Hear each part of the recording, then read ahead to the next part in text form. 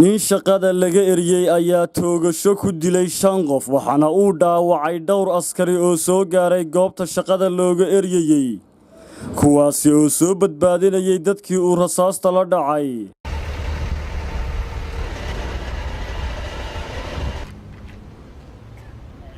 ninkan oo hubaysnaa ayaa la dilay kadib markii ay rasaas isdhaafsadeen ciidamada booliiska.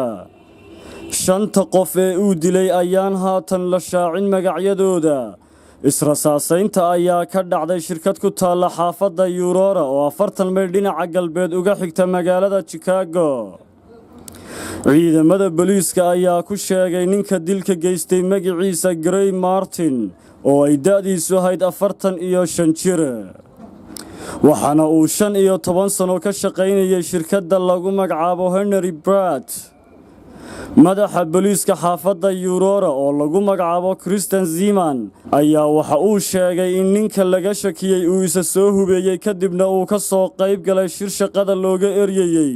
ciidamada booliiska ayaa ku sheegay magacyada dadka ku dhintay dhacdadan: Russell Beer, Vicente Juarez, Clayton Barkis, John Binkard iyo Trevor Winner.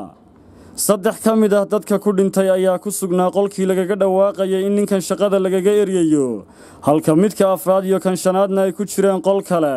Gray Martin waa rugcaddaa 15 sano ka shaqaynaya shirkadda Henry Pratt.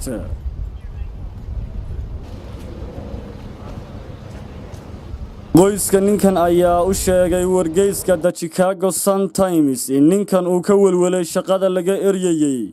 Steve Biswiski oo daris la ahaa Martin Gray ayaa wargeyskan u sheegay inuu ahaa saaxiib uuna u soo tacsiyadeeyay xilli ay dhimatay hooyadiis oo aad u murugaysnaa.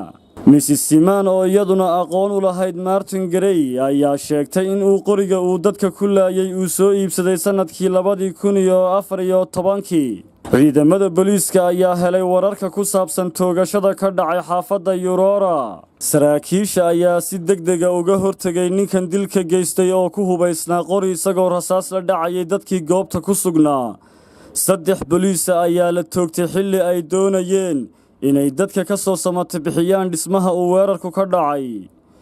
ciidamada booliiska kale ee iyaguna ku dhaawacmay weerarkan ayaan xaaladoodu haatan ahayn mid wanaagsan. ninkan ayaa ciidamada booliisku waxa ay ugu dambeyntii ku hareereeyeen dhismaha muddo 90 daqiiqadooda kadibna waa ay toogteen. dhacdadan ayaa ku soo beegmaysa maalin uun kadib xuska sanad guuradii koowaad ee ka soo wareegtay weerar toogasho oo ka dhacay iskuul ku yaala gobolka Florida kaasi oo gallaaftay nolosha 17 qof. Siciid Axmed Tamreyse, wararka telefishinka caalamiga ah Star.